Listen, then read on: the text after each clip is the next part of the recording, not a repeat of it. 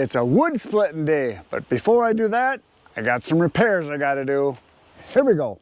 So a couple days ago, I split a bunch of wood, and this is what is left, this area right through here. And there's also some stuff sitting right here. I've got the splitter underneath the canopy because it's a scorcher today. It's like about, I don't know, 90 degrees. And out in the sun, it's the afternoon now, so I want to kind of be in the shade. So I moved the canopy out a little bit. So I got to do is migrate some of that wood over here because I backed up the trailer right over here with the truck. So I want to do is just, again, spin the splitter over this direction and then have all the wood right in here. So basically I'm just going to fill up the trailer. Now, when I was splitting the other day, towards the end of my splitting session, I had some problems.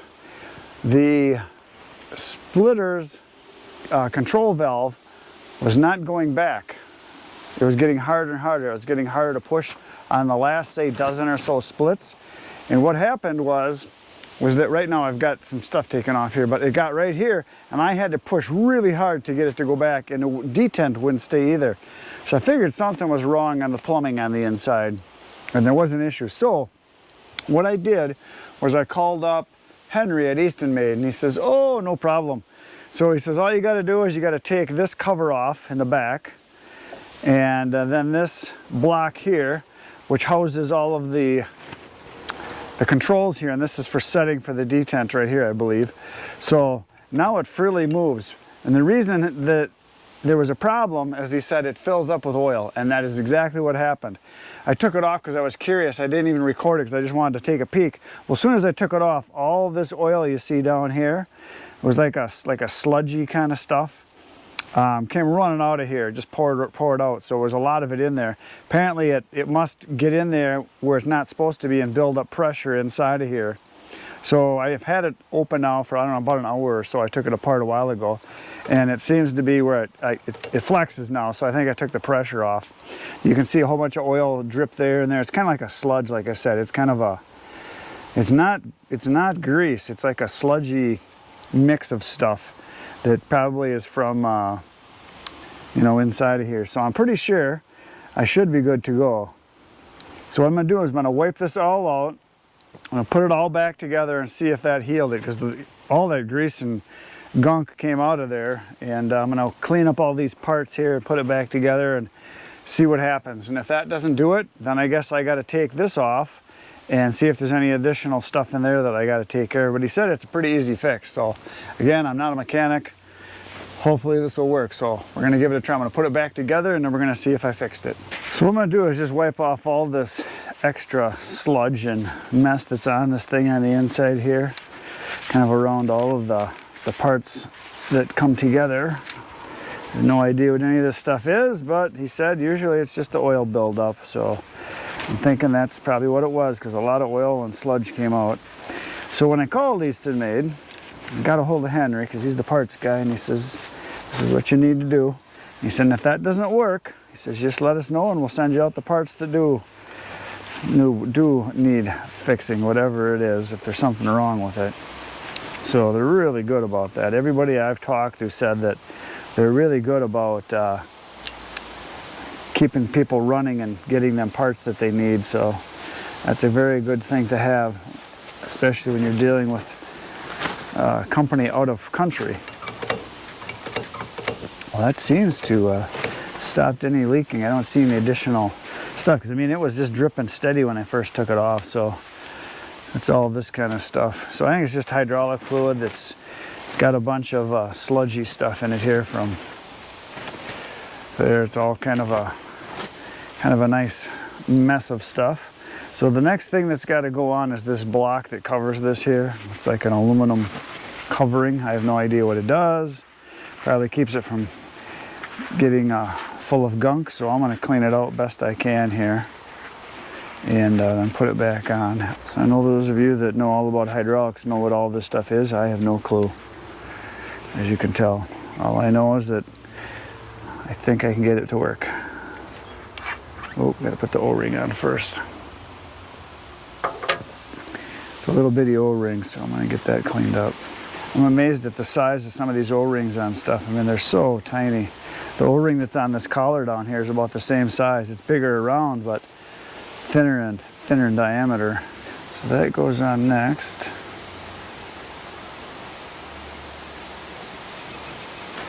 There. And this goes on like so. And push this back. And then I gotta get the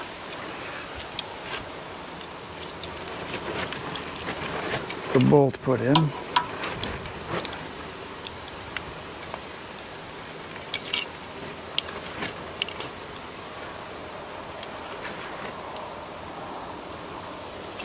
And here's the other one, they kind of offset. And then the other ones that hold the cover over that go on the opposite one, so it's kind of all held together with these four little bolts. If any of you have an Ultra or any of the other Eastonmade products and have had to have done this, let me know what you did to fix it, if this is the right thing, if you had the same problem, or actually probably just any hydraulic control lever or valve like this is probably pretty similar. This is a Galtech valve is what this is. I think I got it. Oh, I think that might be it. So this is going to go here. These are the other bolts. If I need the O-ring to the other spot, I guess that's where I'm going to put it. We'll find out when I start it up. If she starts squirting, I know it's in the wrong spot. So then these just go here. The other one over here.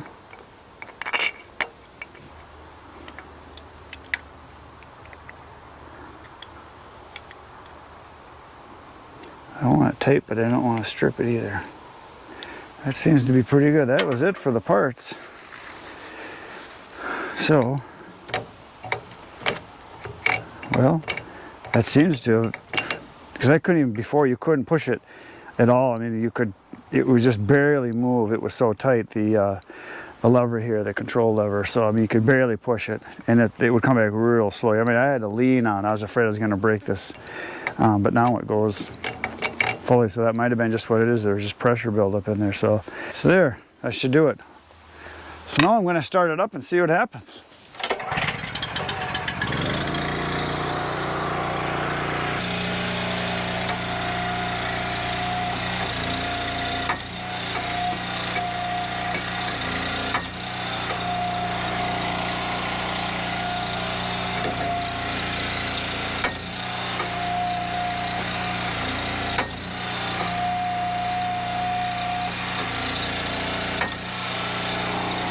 Even someone like me can fix that kind of thing. That was no big deal at all. Now I know what to do next time. Just maybe that's something I probably should do once a year. Take it out there and dump out whatever is in there causing the pressure for where the valve's got to operate. So cool, it's fixed. Hopefully it'll keep working. So now I'm going to migrate a bunch of these rounds over here and swing the splitter over that way, because I'm going to put all the rounds like right in here and have the splitter right in that corner there. And then we're going to split some wood.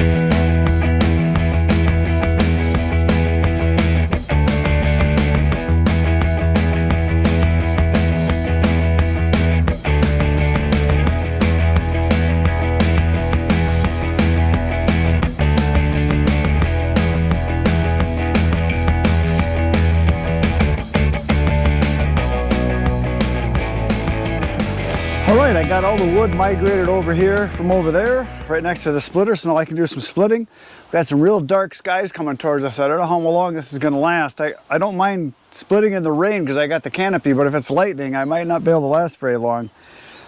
So we'll see. The splitter, I think, is healed, so we're going to see what happens if it keeps working. That'd be awesome if it did.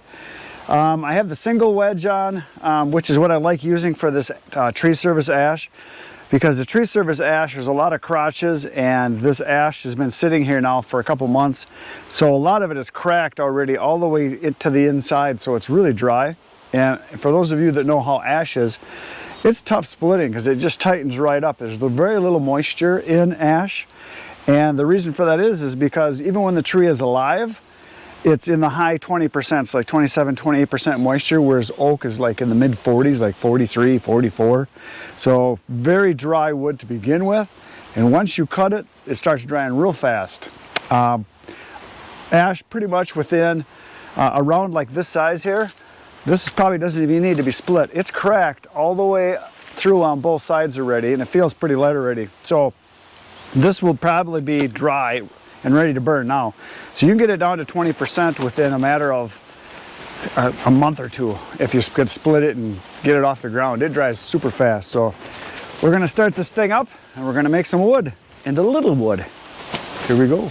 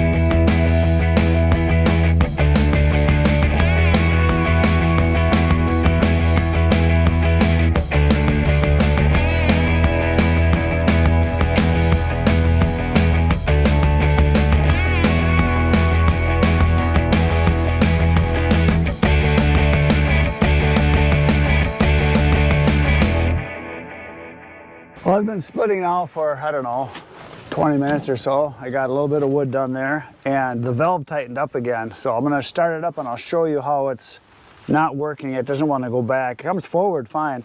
So I'll probably have to take it apart again. Maybe I missed something, or maybe it just got more gunk in there, more oil in there. Maybe it's leaking somehow. So we'll have to find out what's actually happening. So I'm gonna start it up and I will show you.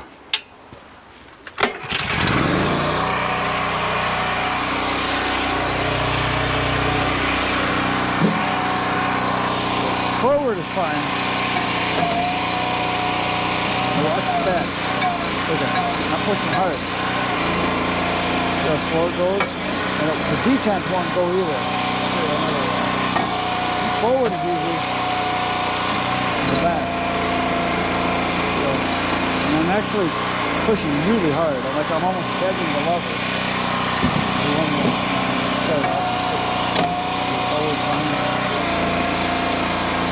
Pressure is up to about 50 pounds, it looks like. All right, here we go again. Might not last much longer out here anyway, because there's lightning flashing in the sky kind of to the north. I think it's going past us, so it should be good for a little while, but there's definitely some rain coming. Because I've been running for a while, so. Oh, that was pretty close. Yeah, it might be all done. All right. There's that. That's warm. Next we'll take this puppy off. No oil came out of there like last time. There it did. Look at that. Yeah, you see all this coming out? That's what happened last time. Same thing. So I wonder if it's got a problem on the inside, that it's slowly filling up with oil. And then it won't clear itself.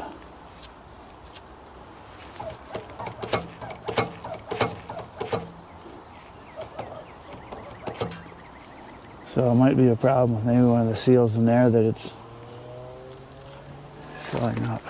Oh, I can see the O-ring right there is kinked. That might be it. There's an O-ring right inside of here. And it's got a kink in it. That might be the issue. Clear enough. I don't know. You guys won't be able to see it. I can't get the camera close enough. It's down kind of inside of here. There's a little O-ring. See if I can move the camera over there. There's an O-ring right in there, and there's a little kink right at the top of it. I don't know if you guys can see it or not, but there's a little kink right in there, and that might be why.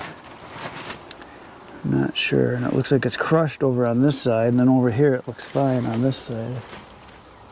So that might be the issue. It might just be that little bitty O-ring, and I have to take off this whole sleeve here.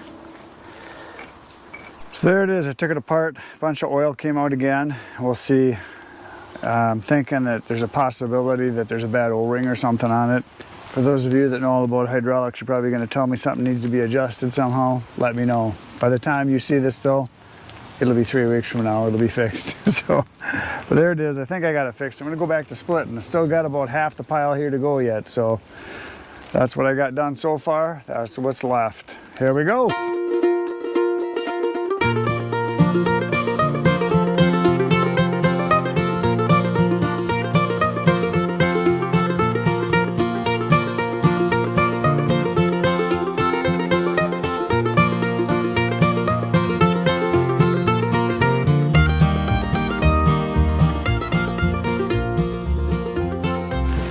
I'm back.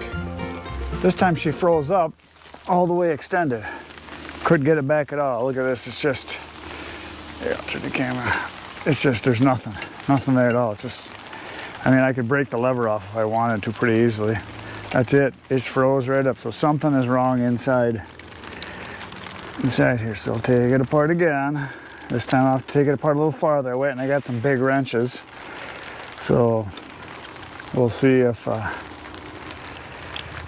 I can figure out what it is. If it's something inside, or if it's a setting, or I don't know.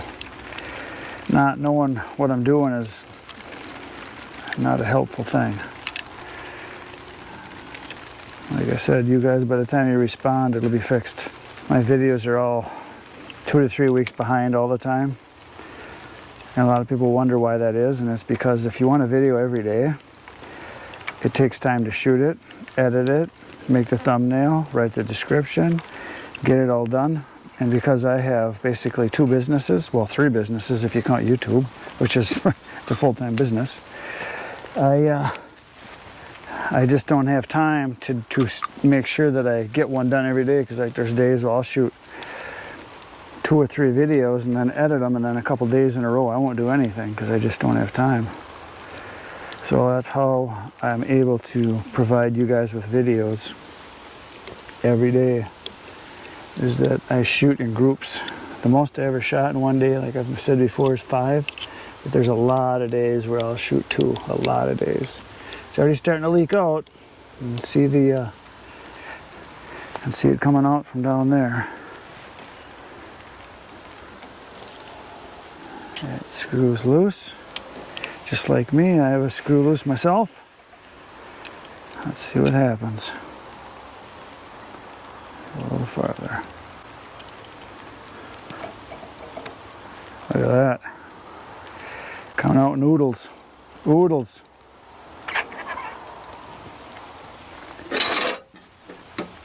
Ooh, that baby's hot. Okay, so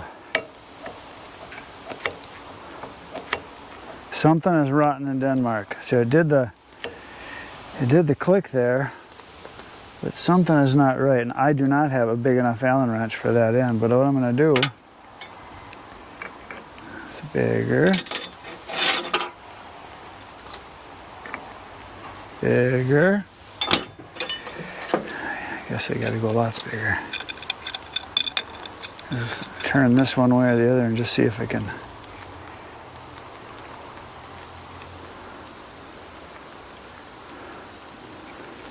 That's pretty loose. So the whole thing is, whew, that's hot. I gotta get some paper toweling and some gloves. I mean some. All right, there's a keeper key right here that does something. I believe this thing right here is the detent valve from what I can see.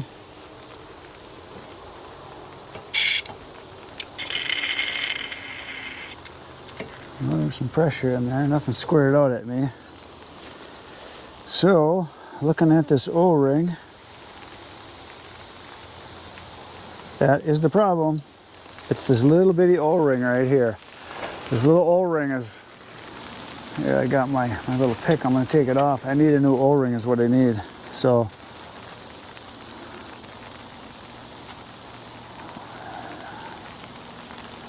it might not come as, I think it's an O-ring, yeah, it's flexible. It's just flat.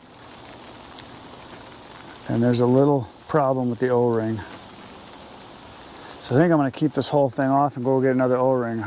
The O-ring's flattened right here. As I pick it around.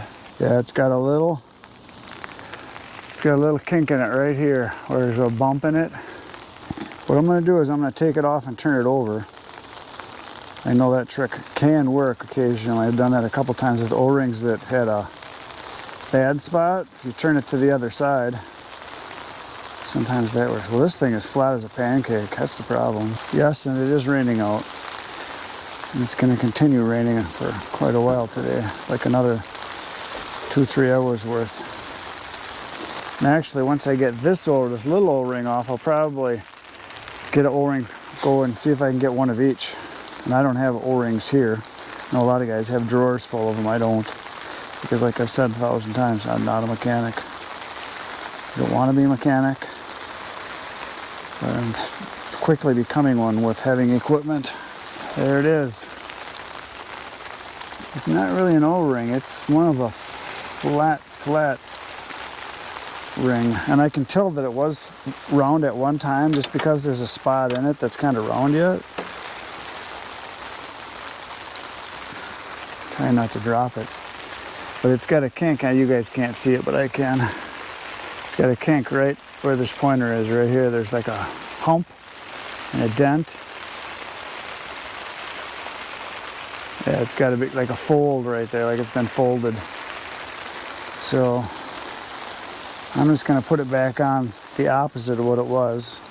Yeah, I can see it now. It's flat on here, and on this side it's bulging out. So the O-ring has been expanded on one edge, and that's why. I'm pretty sure that's what the problem is. So hopefully I can still finish this wood behind me here. It's back together. Hopefully I can finish this now. So I'll put all my tools away and get back to work.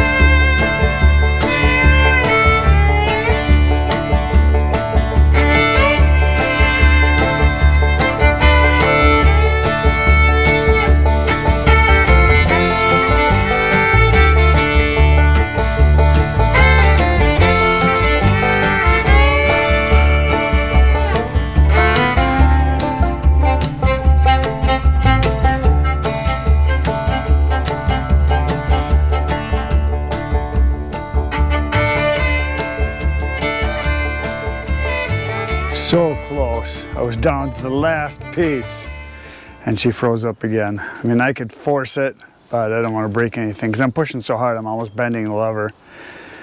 So tomorrow is going to be a get new gaskets. O-rings, that's what I said, O-rings. So that's what I'm going to have to do. So yeah, I'm just cranking on it now, pushing as hard as I can, and it's slowing down again. You can feel it starts to get slow, and you got maybe 5, 6 more rams coming back, and then it just gets so tight you can't even get it to move. So that's what I'm gonna have to do, fix it. But I got most of it done. I got another trailer load full just from what was here, so that's kind of nice. So tomorrow I'm gonna go get some O-rings. We're gonna do some fixing, and then I'm gonna stack that wood, and then we'll probably cut some more wood because I got more tree service wood right over there. So that's what's going to happen tomorrow. Right now you're going to poke some buttons. You're going to hit the like, the subscribe. You're going to share all that good stuff. Tomorrow at 5:30 a.m. you're coming back because I'll have another video for you at 5:30 a.m. If you can't wait that long, I've got 750 videos plus on my channel for you to watch. That's all for now. Good night, Irene.